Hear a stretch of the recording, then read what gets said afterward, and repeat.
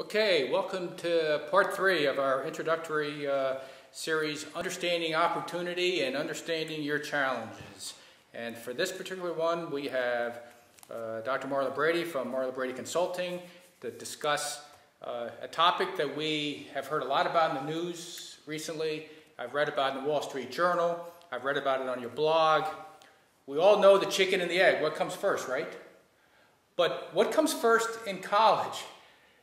Choosing a college, or choosing a major, or maybe choosing a career path. What comes first? Well, Hans, it's a really good question, and the reality is they all sort of have to come together at the same time. Because when you choose a college, you want to make sure that it's a college that offers the area that you're interested in, because they don't all have everything. And not everyone is good at the same things. So understanding where your abilities and your passions are part of helping you to determine what your career direction is. And also what you're going to study insofar as a major area of study once you get to college. So choosing a college, choosing a career direction, and choosing a major all really have to come together at about the same time. And students can do that by setting themselves up for that decision-making process, by doing things when they're in high school, whether it's leading clubs and organizations or having volunteer experiences. Those things help us to determine the kinds of career direction that we might find very satisfying. And they help in that decision-making process of choosing a college and a career major, which is an important part of being a student athlete. Yeah. Okay, let's talk about internships, because when I was in college, there were no internships. When Coach there were dinosaurs. When you were in college, you did internships after college to see what you like. When you were in college, now the internships were during college. But now I've heard you talking with families about internships in high school. Absolutely. Internships, externships, which are very short internship type experiences, usually a day or two, which are more like career shadowing. Right. But they're a great way for students to get an idea as to whether they like or have greater interest in pursuing that and finding more about it.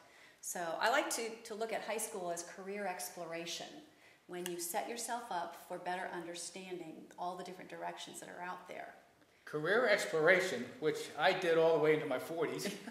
You did into your 30s.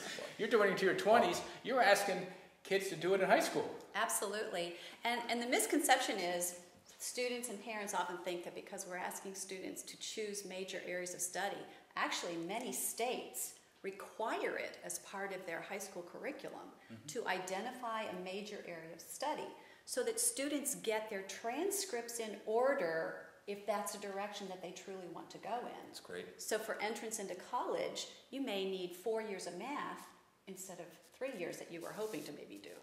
So it's important to have some idea of career direction. Well, Hans, just to jump in with that, I mean, just to share my personal experience. I went to Gettysburg College. I had to pick a major, so I picked economics just to pick something. Graduated the day after graduation.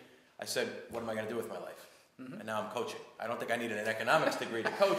Right. But I mean, and you see kids as freshmen when you're recruiting them, what do you want to study? They've never even given it thought. So I mean, you're actually selling me on this too, that the earlier you can start and actually get out there and see things, you'll know what you want more as a younger kid, and that'll help you pick your college. But on that note, you were telling a story the other day about a college graduate who 6 or 12 months after they graduated came to you and said, I have a double major, and... Actually, he did. He graduated about 12 months ago, and he had a double major, was working, very disenchanted, and questioned why he even went in that direction. And so now he's going through a process of looking at what options are available for him and how he can use... Like going back to college and doing it all over again? He's actually asking, should I go back to college? More time, or money, is there a career direction that I can follow based on what I have? Now, as a college coach, when a student athlete comes in to meet with you, let's Yep. say they're a junior, Yeah. and you're standing there talking, and somewhere in that first 10 minutes, I've heard you ask a couple times, well, what are you intending to study when you come to college? What do most kids say? You know, it's probably half of them that truly have no inkling. They just say, I'm undecided. And then you have another half that either really specifically know or have an idea. They might say something in business or math or account. You know, they kind of have a general idea. How does that affect, though, your perception of them as a prospect? It depends. It factors into other pieces as well. But I would say when a kid comes in and says, I know I want to do this, you know, it's more attractive for the kid to really sort of know what he wants and then be able to say, very importantly, why not only does he want to play or she play sports at that school, but hey, I'm attracted to your physical therapy program. I like your school because I like the grounds, I like the location, but I like your physical therapy program. And now you have somebody who really is seriously, you know, thinking of coming to the school rather than a kid who says, well, you know, I don't know what I'm looking for. You don't know where they're headed. And are you willing to invest more time in that student athlete who's more serious about the school? Certainly. And without a doubt. Without a And doubt. when somebody comes in and says, I see that you have a great physical therapy program, on top of that, you actually have a graduate program in physical therapy, you have reason to believe you might have that person there for 4, 5, 6 years. Well, we'll get onto this topic down the line, but when a kid has done his or her research on the school and on the athletic program and actually comes in and can converse about it, you just shoot to the top of the list because most kids sit there and go, ugh. To be frank about it, that's what they do. And it's not what you're looking for motivated kids. So we know from a student standpoint, not worried about athletes for a minute, students who have an idea of what they want in their life, a career, they're able to then better choose the studies that they need to pursue to achieve that. That helps them pick the right school? Absolutely. And research will indicate that, you know, the more connected you are to your abilities, to your passions, to your interests, the more likely you are that you're going to reach success. Good. Well, I think that's what we all want in our kids. Every parent that we talk with, they all say, I want my son or daughter to have success and satisfaction. Right. They want them to learn, have a good time, get a degree, go on, get a career. And enjoy their life. Exactly. Okay, good. Thank you.